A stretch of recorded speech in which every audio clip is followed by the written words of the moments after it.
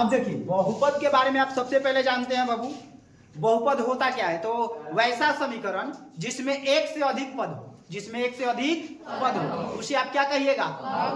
अब मान लीजिए हम आपको कहें कि सर एक बात बताइए कि 2 में कितना पद है जी? एक है, तो इसे क्या कहेंगे? एक पद। कोई दिक्कत? अगर यही कह दे 2 + x तो इसमें कितना पद हो गए जी? 2 पद। अगर यही कह दे इसमें y को ऐड कर दे तो कितना पद हो गए? 3 पद। कोई दिक्कत ना है, बहुपद आप लोग पहचान गए। अब आते हैं बाबू, देखिए इसमें कहता है घात। किसकी चर्चा करेंगे? घात की चर्चा। तो घात मीन्स क्या होता है? जो उसको मूड़ी पर, जो पावर में लिखा रहे। जैसे मान लीजिए हम कहें सर जी 2x के पावर 2, तो इसका घात कितना है बाबू? मूड़िया को देखे तो कितना घाती? द्विघाती होगा। 3 रहेगा तो त्रिघाती। अगर इसके मूड़िया पर कुछ नहीं रहेगा तो कुछ नहीं होगा, तो इसके मूड़िया पर एक छिपा रहता है, लिखा ना जाता रहे लेकिन एक छिपा रहता है, तो इसे हम रैखिक बहुपद कहते हैं। क्या कहते हैं? रैखिक बहुपद। याद रहेगा आपको, मूड़ी पर अगर कुछ ना दिया रहे तो उसे रैखिक, 2 दिया रहेगा तो द्विघाती, 3 दिया रहेगा तो त्रिघाती, 4 दिया रहेगा तो चतुर्थघाती। कोई दिक्कत ना है। आज इसी का हमको क्या करना है बाबू? सवाल बनाना है। क्या बनाना है? सवाल। तो याद रखिएगा, जो बहुपद में आप लोग पढ़ते हैं तो सबसे ज्यादा जरूरी चीज होता है ये वाला ax² bx + c। ये आपको फॉर्मूला आना चाहिए। ठीक है बाबू? ठीक, तो चलिए हम लोगों को इसमें विशेष कर क्या करना है बाबू? भाग देना है। क्या करना है? विशेष कर क्या करना है? हम लोग भाग देना है। ठीक है, तो इसके कुछ फंडामेंटल राइट्स होते हैं। जब कुछ फॉर्मूला क्या कहता है? मूलों का योग। ध्यान दीजिएगा, मूलों का योग जो आपको किताबों में दिया है, यानी मूल कौन कौन होते हैं? अल्फा और बीटा। अल्फा प्लस बीटा, इसको हम कहते हैं -b/a। मूलों का गुणनफल, मूलों का गुणनफल, यानी अल्फा × बीटा बराबर होता है c/a। अगर ये फॉर्मूला आपको पता है तो अगर कहीं मूलों का योग दे दे, मूलों का गुणनफल दे दे, तो आप उसे समीकरण आराम से निकाल सकते हैं। ठीक है, आपके इस सवाल में दिया है। तो आइए मान लीजिए कि अगर हम कोई सवाल अगर कहे कि जैसे सवाल दिया है बाबू कि x² - 2x - 8, आप यहाँ पे कर रहे हैं x² - 2x - 8, इसका शून्यक ज्ञात करना है। क्या ज्ञात करना है बाबू? शून्यक। तो आप लोग जानते हैं शून्यक कैसे ज्ञात किया जाएगा कि पहले और लास्ट वाले को गुना करा देना है। क्या करना है? बताइए, 8 में x² से गुना कराएंगे तो कितना होगा? 8x² हुआ। दिमाग में इतना बार रखना है कि सर जी बीच वाला कितना भी मान दिया रहे उसको 2 भाग में ऐसे तोड़ना है कि गुना कराने पे कितना आ जाए? 8x²। और जोड़े घटाए तो कितना आ जाए? तो देखिए कैसे हो जाएगा बाबू इसको? तो x² - 4x + 2x - 8 = 0। अब बताइए 4 x में से 2 x जाएगा तो को कट जाए? x बचेगा।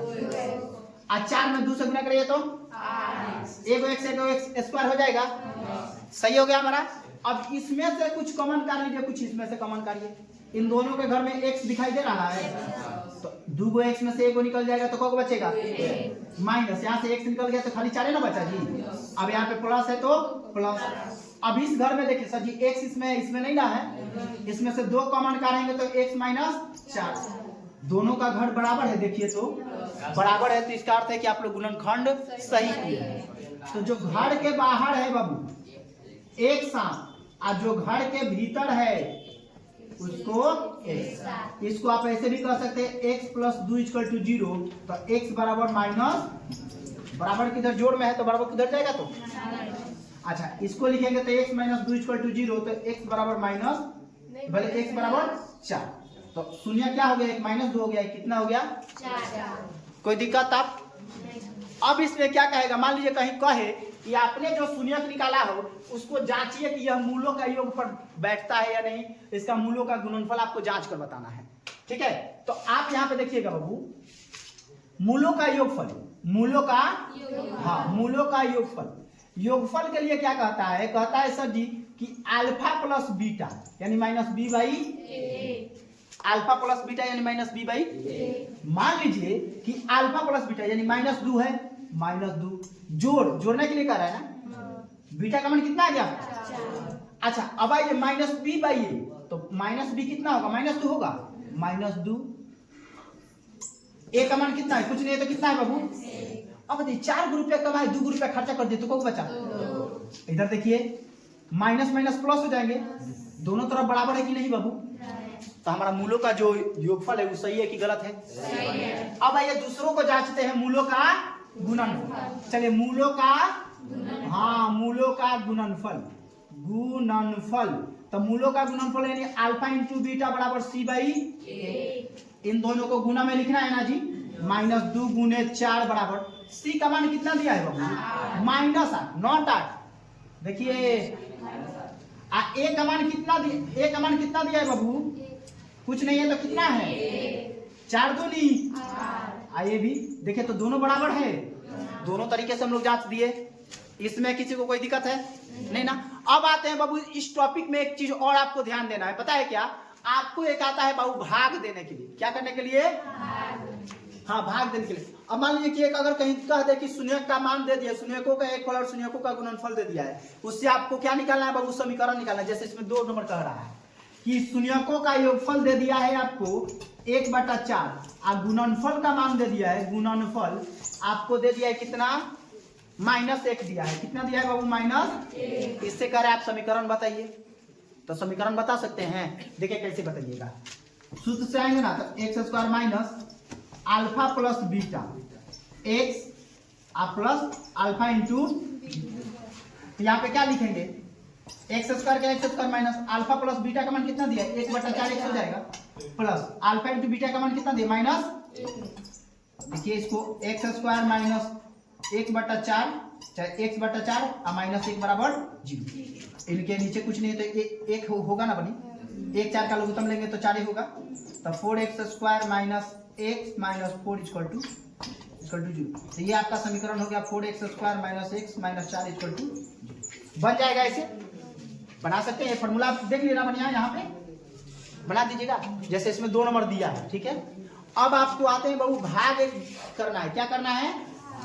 2.3 का कह रहा है कि निम्नलिखित एल्गोरिथम जो विभाजन एल्गोरिथम है उसको आप बनाना है, तो p ऑफ x को g ऑफ x से भाग करना है। यानी देखिएगा यहाँ पे p ऑफ x घर के अंदर रहेंगे और g ऑफ x घर के क्या रहेंगे? आपको भाग करना है। 2.3 का सवाल है, जैसे कह रहा है कि x² माइनस 2, x² माइनस 2, इससे भाग करना है आपको x³ minus 3x², x³ minus 3x² plus 5x plus -3, 5x minus.